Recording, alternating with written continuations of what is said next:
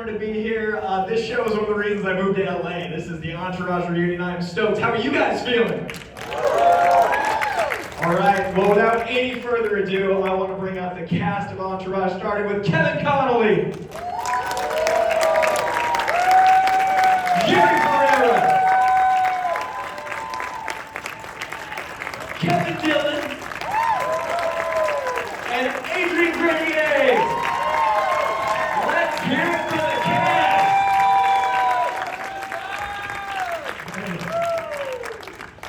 All right, so these guys are here today, tomorrow, Saturday, downstairs signing. But this is, as far as I know, their first con together. Is that true? Yeah, all of us. Yeah, we haven't been in a room together today. It was the first time in 8 years. Wow, that's is there like a group chat? Is there like a squad text? We've all been together. We've all seen each other, but not together. Not the four of us. That's so special. How are you liking the con environment as a group? A lot going on. Pretty good. A lot of fun. A lot of signing. But my signature doesn't look like my signature anymore. It looks like someone else's. Well, I gotta ask the question, if you're a fan of the show, it immediately comes to mind. How much does this feel like that episode? Is this Viking Quest come to life after all these years? It has in the past. This is, of course, we're doing a lot better than Johnny Drama. He was setting up his own booth. Nobody was showing up. Yeah, that was my first real con. It was a fake, the fake Comic-Con. But Yeah, we were like, this really exists. yeah, I didn't know anything about Comic-Cons back then. It's a whole culture. Jerry's favorite episode. Yeah. Yeah, Jerry pulled me aside today. He said, "This is so surreal. We did this episode." Yeah, we did, didn't we? So I do this for a living and travel with it. This is the first panel I've fought for to be like, I gotta live that moment from my childhood. Because I came up with the show, and then this is such a formative part for so many people, and I gotta know, what's it like for you guys now with the show being, first season was 20 years ago. Have you had your Day in the Valley moment since? Do you guys get to live the revelry? I mean, it's surreal because I was 23 when the show started, and I'm 44 with 2 kids who are 4 and 2, and I'm able to look back on it now much more in an enjoyable way. When you're in it, you just want the work to be good, and you're just trying to keep the show going. But now it really is nice to look back on it and say, man, that was a hell of a run. And I think we all did something pretty special. And it's nice to look back and visit with people who have meant something to them. You said you were a kid. I'm like, I thought I was a kid. You were way younger than me. How old are you, bro? I was a sophomore when it debuted, so I'm 35 now. So it was. And that got you out to LA, you said? Yeah, I moved to LA at 21, and you guys it was LA or New York for film journalism, and it was you guys. Yeah. And I live right next to the intro now. I'm in Hollywood. Yeah, I gotta say, just to Jerry's point, we were having the time of our life. We were flying high, and we've all managed to land on our feet. Now we're all dads. Yeah. That's what you That's it. In Hollywood, it doesn't always end well. True. I had a daughter when we were doing the show. She's now 17, so that tells you something. Wow. Are you kidding me? Yeah, Ava's 17. Yeah, she's going to college next year. The show's all about people not always landing on their feet, but with you guys having done that, is there any moment from the show that you felt that first bit of magic where it felt like a squad, where it felt like this is something special, it's not just another show? For me, I remember specifically, for those of you who know the show well, the first 2 episodes, I can say for myself, I had no idea what I was doing, and I was probably the most inexperienced of the group. It was the 3rd episode. We did an episode where Vince was going on the Jimmy Kimmel show, and then Johnny Drama had some beef with Jimmy Kimmel, which we handled as a group, and that to me was the episode where it just, I don't know, Agreed. magic happened, it clicked. It's like, oh, this is what the show is. And From really tricky walk and talk. Yeah. You gotta do this walk and talk. when they call him up on stage and he's like, oh, do I need makeup? It's like, oh my God. So I think for me, that's where it really came to life. For me, it was just off camera. Like, we all have such great chemistry, so just meeting these guys and the banter, and it just felt so comfortable that, all you do is just pick up the cameras and then you got gold. Yeah. I mean, even today when we were walking from, one building to another, and we just kind of looked down the road. We were just walking, and it really Felt like an it Entourage really walking felt talk. like, are we shooting this show right now? What's happening? Like we just almost fell into You that really could same just shoot our dialogue. natural rhythm of that we walk. It was You don't need writers even. Yeah. And the show really was about friendship, and I think the fact that we have been apart for 8 years, except meeting up individually, and we're together for not even a day, and it's like no time has passed. I think everybody here has probably had a version of that at some point, so that's what we try to do. I think that's real friendship, when it feels like the moment is just like you picked up where it left off. And it was funny, like they drove up in golf carts in the back, because that's a long hallway, and I was like, it's an episode of Entourage. And it doesn't usually feel that way. Like, it's usually like, okay, it's working. These guys, there's an energy to the show. And I gotta say, this is my HBO static show. Like, I hear the HBO static, and it goes right into the opening song. Like, when I hear that, Game of Thrones was weird, because I was like, oh, right, no, I'm not there. Is there anything in LA that you drive by that brings you like a visual flashback and brings you to the show? So many spots, so many, like, what was the hot dog place on, Pigs. Pigs, like, we did a lot of stuff at Pigs. Well, when you drive down Sunset Boulevard, you can, like, I can see, you know, like the billboard where your name would be or whatever. Yeah, as you go, right? The opening credits, Yeah, the it's opening all over. credits, yeah. It's really funny, like I grew up in New York. I was only in LA for 2.5 years when the show came, so I learned a lot about LA through the show, and all my friends back home, we gotta come visit you and go to Earth Cafe. It's like, you realize Earth Cafe is not like that on a day in, day out basis, right? It's like, Earth Cafe was, we worked at all the Earth Cafes, we would stockpile it with beautiful models, so everyone expected it to be like this model hangout, which it really is. we shot everywhere, we literally shot. Yeah, you know, everywhere. they do the tour, have you seen that?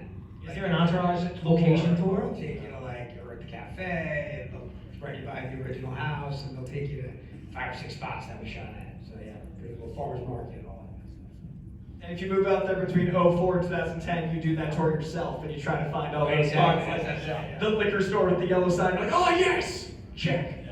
Now, this show also hit at a really interesting time with the type of show it can be. It really evolved and started this really meta commentary of society right now. And not long after, meta stuff became the commentary. Like, we're living in an age of, you know, multiverses and all these things. And what was it like for you guys seeing, like, Aquaman billboards? Like, things that you had made, and then years later, James Cameron didn't direct. We were just talking about Ferrari, for example, Yeah. and every day there's a new movie that I didn't get the call to be in. Give the guy a cameo in the movie. What was the Cave movie that just came out too? Not too long ago. There's like a Pablo Escobar movie. Well, Narcos Pablo is arguably Escobar, Medellin. right? Ferrara, Great Gatsby, Great Gatsby. And it's just, Smoke Jumpers. he right? should have had at least a cameo in Aquaman as a really cool Easter egg. Even if you don't love the show, that's fine, but, you know, just put it in there somewhere. I think they really dropped the ball with that, Adrian. Yeah, that's the only place we've always, I think creatively, everybody's in agreement that they missed the mark was with our version of the Aquaman. It's kind of ridiculous. James Gunn's rebooting, it's time. Yeah, exactly. So this is a show that has like so many different groups of fans and so many different people discovered it at different times. And I remember the surge of DVD when you could watch it all at once, and then had another resurgence. What have been some of your favorite moments where you realized you found a new pocket of fans and you were like, oh, this has found a new generation? COVID kind of helped out a bit too. A lot of people were stuck at home, and we got a whole new generation of kids that started watching. COVID gave a big boost just in terms of, well, I mean, you can just do the math and have somebody come up to you and say, I watched every episode. I'm like, that's impossible. Like, you're 14. Seen it 4 times. Yeah. I do think that, you know, when the show started in season 1, the ratings were okay, but we had some really cool like, I believe it was nominated for a Globe. I think you got nominated in season 1, or Pivot, or whatever. But, you know, and if we were on any other place, we might not have survived because the numbers weren't through the roof. But then, everyone, I don't know if you remember HBO On Demand, which is a long time ago. It launched the summer after we went off the air. And I think every college kid, when they went back to school in September, binge watched the show. So at a time where binge watching wasn't even a thing, if you said that, people would look at you crazy. I think Entourage was one of the first shows that were binged on HBO On Demand. Yeah, you hit technology to really specific. Yeah. I thought the show was for adults, but then grandmas would come up to me and say, this is the only time that I get to hang out with my granddaughter. So we really were a family show, and we would bring the whole family together. Family show, folks, family show. I apologize. Sorry about some of our- Sorry, Grandma.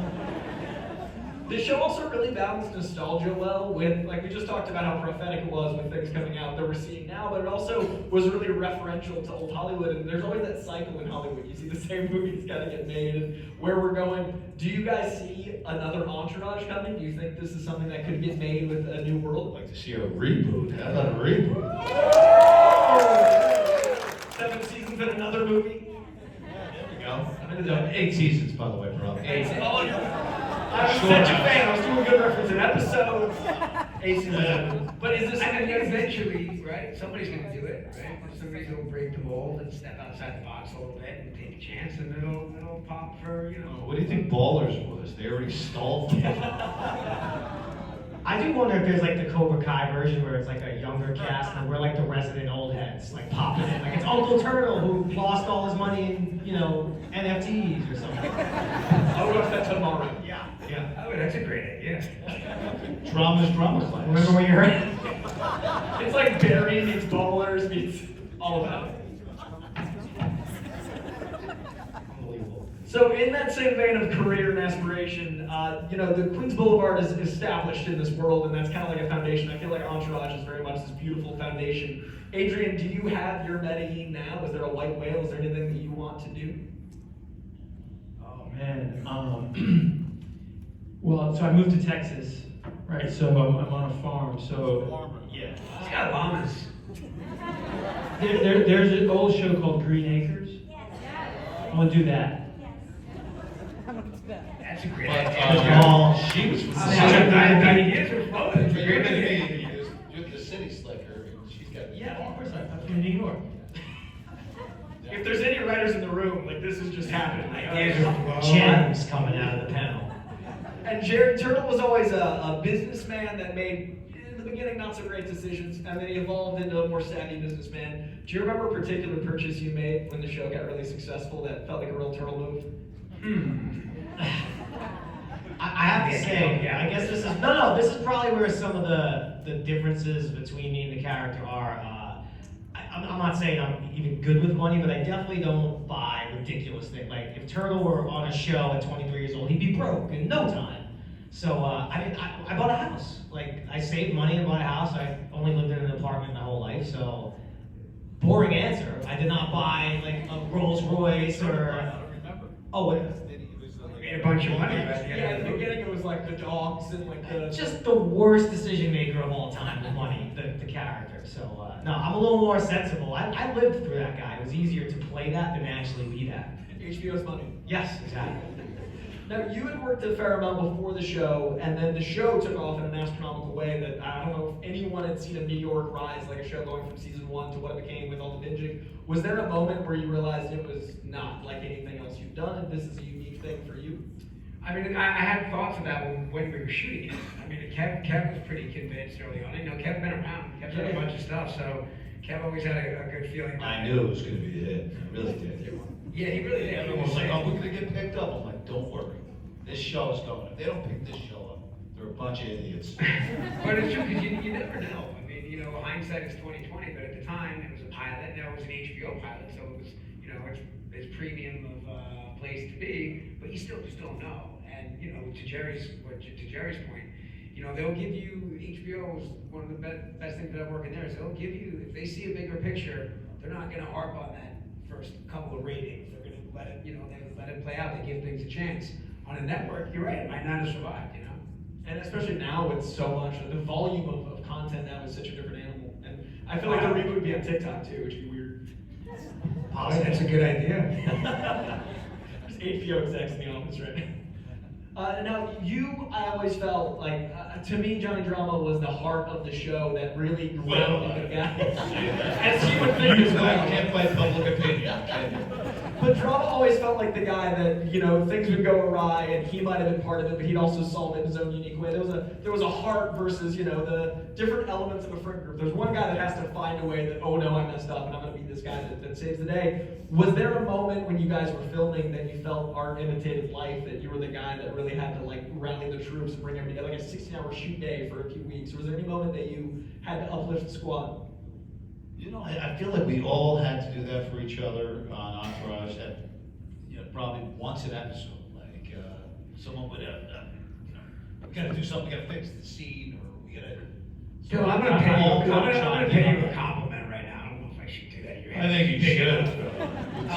But at a certain point, very early on, you can see that Kevin was performing at an pretty extremely high level, to where after a tape, we're like, crazy, that was awesome, right? It was like we walked just to be there and kind of watch it happen. But to your point, yeah, Kevin raised the bar for us. I would say also Kevin. I took them over later on. So Kevin really raised. Kevin He really overtook me. I reached the plateau, and he just kept going. There wasn't one moment, but Kevin would raise the morale in every scene. He had an ayuga. He would bring up the energy of the whole team, the whole set, so that we could get on into character. So sometimes it'd be low energy. You need that auga. Come on, Sometimes give us I an would- auga. Occasionally, I would do it to fire myself, get myself fired up. And other times, the other guys would be like Adrian, like, we need an auga right now, give us one. You know what? Morale's low. Looks like this room needs an ayuga. We're good. You're right. That's true. I like that there's an in-canon victory. Like, to me, that's like, victory! We just got it in real life. Victory! Life moment. Now, the show is also really, really good at making cameos with characters and actors you wouldn't expect to play. Like, they play against type or aggressively for type. Like, I love Seth Green as Seth Green, but I also love Val Kilmer as a mysterious cameo that you don't know unless you're watching. Do you guys have a moment on set that you remember when you were either shocked or someone did something you wouldn't have expected and that changed your view of them as an actor? Was there a specific cameo that really affected you personally? You traumatized all of us, right? I mean, What was that? Gary Busey. But you never know what's gonna happen with him. That was the other thing that was special about the show is by the end it was obviously easier to get people, but in the first season it was like, who can we get? So we ended up with this kind of random. There's something about Gary Busey that But Val Kilmer really was our Val Kilmer first came in real and played, cameo. right. So the guy was a big actor. Right. And a lot of people didn't even know that was him because he had the beard. He just didn't look like himself. But I thought he did a great job as the Saget, sheriff. Bob Saget. Is that season 2? That was season 2. Bob Saget was season 2. No, I was thinking Val. I think he was one. He was like episode 5. So he was our, Episode yeah, our 4, first it's real episode big, 4. No, it's not. It's episode 5. Adrian, did you have anybody? $20. Tom Brady taught me how to play golf on set. And he's gonna scratch golf forever since. That's so special. As a Boston kid, that's special. Yeah, I hated golf growing up in New York. I was like, it's the stupidest thing. I could not get my head around why people would play that game. And these guys were avid players. And then on set one day, Tom Brady's like, oh, you want to take, because we were like in between takes, hitting balls. And I just wouldn't do it. And he said, take a shot. And I was like, I don't really know how to play. And he goes, oh, come here. And he like got behind me. Wrapped his big arms around By the way, is this a true story? Totally, How could I not have heard this until right now? And so he showed me how to hold the club, and I pulled back, and I fucking cranked it right down the fairway, like Nice, straight. nice. And I was like, holy shit, what was that? It felt amazing, and I played Good, does that And you got into it for a while too. We Like- went out, we played. We all got out there. Yeah, Tom Brady is credited for getting me into golf. But have you followed up on that since? Well, no, then it just consumed my life, and I had to go to, We gotta get back out there, because I got all these guys pretty much into golf, right? I mean, none of you guys golf. Played this morning. Yeah, I feel like this is a good place to reunite for golf. I mean, it is, right? It is. Jerry, wasn't it episode 4 where you were at? I was wrong. It was episode 5. Connolly was right. I'm Okay. usually good with that stuff, but I'll take the L. I'll take the L on that one. And was there a cameo for you that you remember specifically being shocked by? The Brady one always stands out. 'Cause we just had so many weird, and I mean that in a good way, days where it's like, hey, today at 6 a.m. it's Sidney Pollack, who's someone we all admire. Then at 4 o'clock, Kanye's coming in to do his cameo. That's on the call That show. all happened in one day. And that's all one day. That It's like, was- that's that was surreal. I don't think anyone's doing that. For me as a kid, seeing Bob Saget come on and play the R-rated version of himself, which he, was more like than the Full House version, was really cool. But I tend to think too of the season 1 people. Like I said, It was very hard. It was basically all of like Wahlberg's friends who would come on and do cameos. No one, because they didn't know if we were making fun of them. Is the joke on me? But yeah, by the time we got to season 6, But it's like, but you're right. Until the show came out, Right. people were like, "Wait, what is this?" we're not trying to make fun You of make Get a fun of cameo. other actors, First season you one, make it's fun tough of to get them. any cameos. Because they didn't know But what it was. We were just talking, me and Jerry were talking today about a cameo we got. We got Phil Mickelson. We ran into him at the Dillon got farm. that one. Yeah, well, you know what? He saw us walking by and we're like, oh my God, there's Phil. Phil put his cap real low and tried to like go, and I was like, I can't let him get him. I gotta go. And I ran up to him and bothered him, and I said, Phil, hey. So my dad painted him. My dad was a portrait painter. And he's like, and I was like, my dad painted you. He goes, oh, Paul, I love that painting. And he did my dad. He's like, come join us for lunch. We all had lunch together.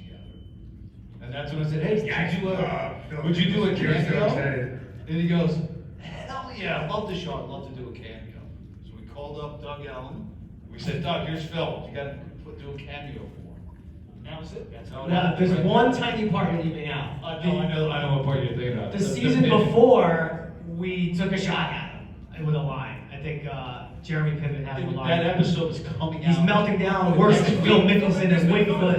And then he said he loved the He jokes. said, yeah, I mean, he, at first, I think he was a little shocked by that.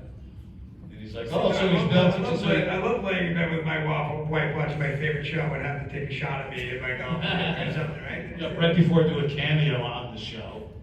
Was there ever any heat you got from anyone that you ran into someone at a party later that was like, oh yeah, sorry, we did, like I didn't write it, like did you have those moments in town? Yes.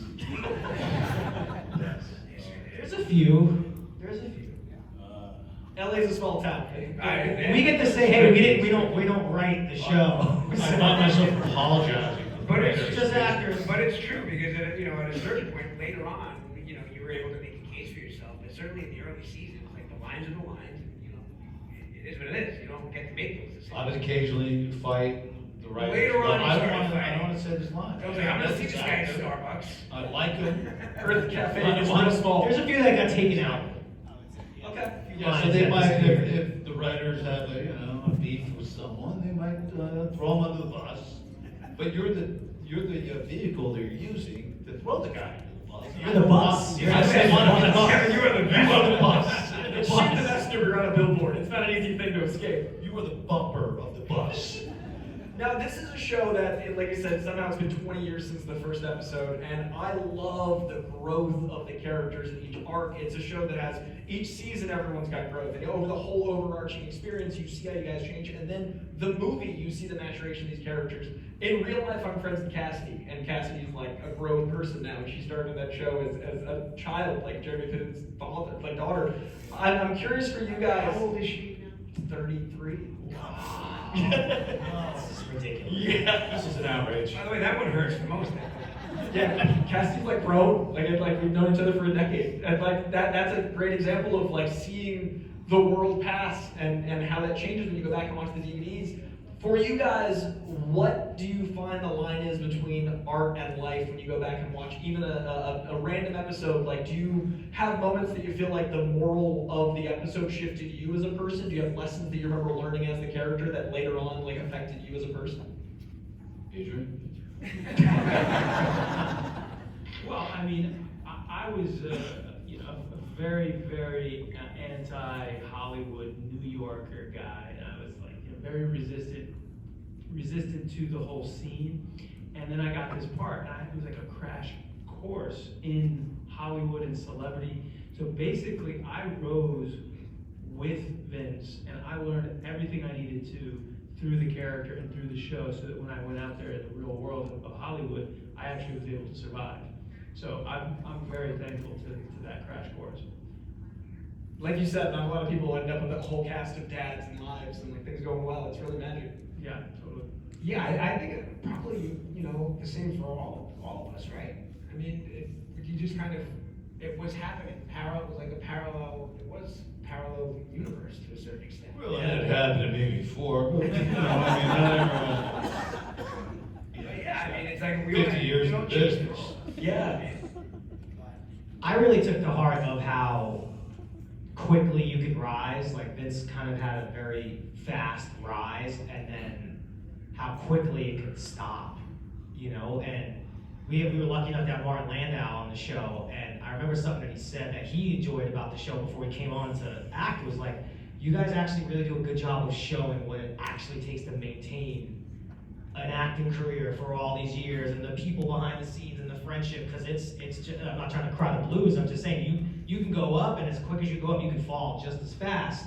So I always, maybe that's why I didn't ever try to take my foot off the gas, because I'm like, this could stop at any point. Like, we're talking about the show airing in season 1, I think I kept my job at the restaurant, because I'm like, this show's not gonna go, so I need to have a backup plan. What restaurant was that? Stanley's in Toluca Lake, Burbank, California. I used to live there. Well, in Sherman I Oaks. saw you in there. So, you can fall pretty quick.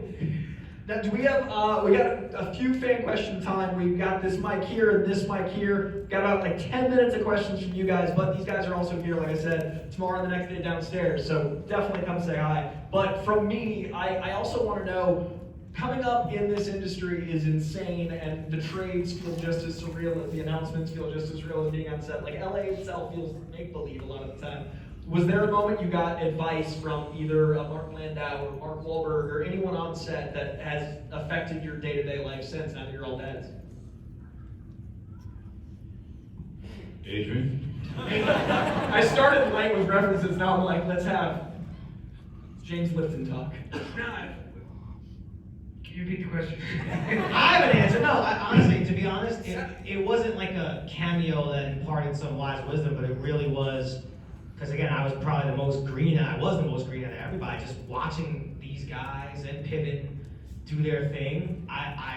It kind of was my school, you know. I went to acting school and all that stuff, but I took more from these guys than from anything, whether it's career or life or seeing Dillon as a dad, you know, before I even was, you know, took a lot from these guys. Do you remember when we met James Cameron? What I said to him?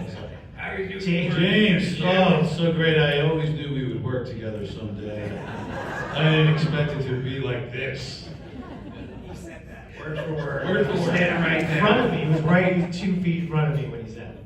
I mean, yeah, no, it's crazy that, you know, we started talking about this, and then the 20-year thing was mentioned. We were talking about coming, but to think back on all that has happened, and, you know, yeah, man, you know, what was it, you know, what was the tagline that one year? It's like, life changes, friends don't, and it's true. I mean, Adrian lives on a farm, you know, Jerry's in the Midwest, everybody has families, so when we don't see each other, it's mainly because, you know, life is in the way, but it comes back immediately. So.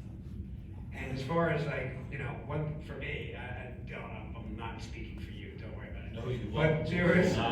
there was a certain amount of it sounds very dramatic to call it imposter syndrome, but I was always certain, like the first time we're at the Golden Globes, and it's like, you feel weird. It's like, wait, our show is nominated. We're allowed to be here. Like we're invited for real.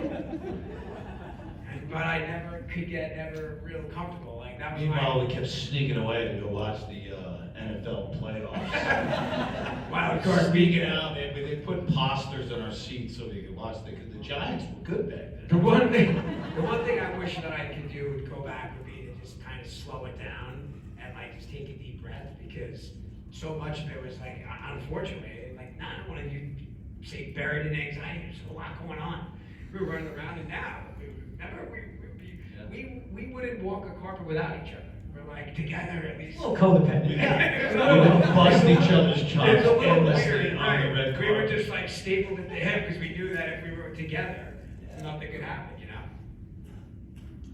Yeah, you know, I would Adrian? say, you know, I was trying to think of somebody, but you know, one thing that I always felt was, what I missed was that mentorship. But there's no, you know, to become famous is like a very solo personal ride. And there's nobody that's gonna give you that advice on how to do it. And in fact, I made a documentary called Teenage Paparazzo where I sort of deconstructed my whole experience becoming famous, which was so bizarre to me. Talk about meta. And at one point I was thinking, we need like a support group for celebrities. Like we need somebody to like take these young cats under their wing and like show them the ropes. because it's wild, and that's why a lot of people get lost in that whole circus, because there are a lot of pitfalls out there. It's one thing I always crave is like somebody to take me under their wing, and like don't worry, like we got you, like I'm gonna take care of you. But I had these guys, so I did all right. That's beautiful, man. I love that. That's so good to hear. And I can't imagine how surreal it was, like being at the Golden Globes and being kind of always having to be in character because those are the settings for your show. Like you kind of Talking to people and they don't know who, they get confused. They're talking to you, Especially then, they're like, they're like, you're not really asking me for your career advice, right?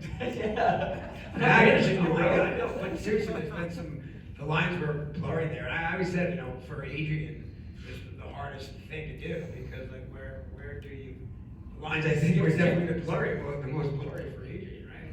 I remember the advice I would give Kevin Connolly would be like, you're not really going to say it like that, right? Say it differently. You're not going to do it like that, are you? The reboot. I thought I saw Spider-Man get up for a question. Was it your remake Get Goals? Yes, it's my first MegaCon. I'm super excited to be here. I can't believe you guys are all here on my first one. So thank you all for joining us in Orlando. This question is specifically for Kevin. I'm a fellow PatMed alumni. Really? Fellow PatMed alumni, and I Yes, just found Spider-Man out. too. Look at you. I just found out about a month and a half ago. I'm putting together my class of '09 reunion this summer. So when I was Googling, class alumni names, your name popped up, and I was like, no way, I'm about to go see him in about a few months. You graduated PatMed in 09? PatMed in '09. Where'd you grow up? Medford. Where? Literally by Woodside, the corner of Woodside and 112. Me too. I was First Avenue, Woodside. First Avenue too. No way. Represent! 65 First Why Avenue. don't you guys exchange numbers? 8 First Avenue. Oh my God, that's weird. I know your house. I had no Connolly idea. wants to beat you up. I don't live there anymore, but that's where I grew up. DM him. What's your secret identity? What's your last His name? last name's Parker. You grew up on 88 First Avenue. No, 8 First Avenue. Okay.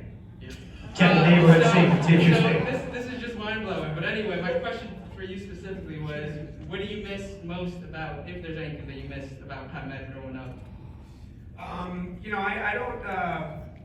I had a tremendous childhood. I know high school wasn't the best place for a lot of people. I wouldn't undo one day in high school. I loved it. I loved where I was from.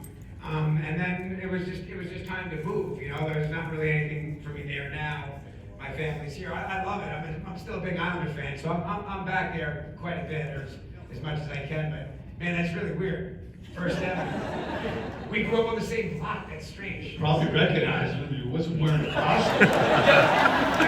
It makes it so much funnier because it's like, Okay, do we know know each other. each other at all? No, my Parker joke was fantastic. Oh, that sounds really work. Do we know each other? I don't think so. I love to So change that. vague. What is he talking about? He's got to keep it safe. Take the mask He off. didn't hang out with guys like This feels like an episode of Entourage. There's a man in a Spider-Man costume from your hometown, like, nah, get rid of my Street, not my hometown, my block. There's 14 houses on the block. That's gonna be impossible. Thank you guys, I appreciate it. That was awesome. I know you, bro. That's gonna be impossible to top, but I'm sure. Yeah, I don't know if I can follow that, but I'm gonna do my best. When you guys run the show, obviously, like you said, you had a ton of models and attractive women that were on the show with you, co-stars and stuff like that. Were there any of your female co-stars that you had an especially high level of chemistry with? Let's put it that way. Adrian. Sasha Grey. It was my job to have chemistry with all of them. I hope I did a good job. No, I mean, to be honest, a lot of times it was my role to make them feel comfortable, because a lot of the girls would come on for a day and they'd be, a male-dominated set, and they're often in compromised positions. So I really was just making sure that they felt super comfortable, and I felt like a protector. No, I have to say, Vanessa Angel was like, we had great chemistry, and she was in that scene, that was the Comic-Con scene, and I love that, the way that all turned out. I'm gonna have to take mine back. Carla Gugino. Yes. Yes. Damn, you guys did. Damn! I mean, listen, Emmanuel, Shrieky, and I are still so amazingly close. It's weird because now her and my wife are friends, which is weird. It's like I'm home and they're both sitting there at the table. The other actress, you're gruesome with, she's in They're there. They're still sitting there, everybody's friends. So, you know, Emmanuel is literally, you know, I would almost consider her like a family member at this point. Beautiful. She's great. We all love her. Yeah, I mean, it's hard to think about like on-screen chemistry. I didn't have many. I wasn't opposite many women on the show. You know, just kind of. But later on, you know, Jamie Lynn Sigler came on later, and I knew her from before she came on the show. Obviously from The Sopranos. She lives in Austin. What's that? She's in Austin as well.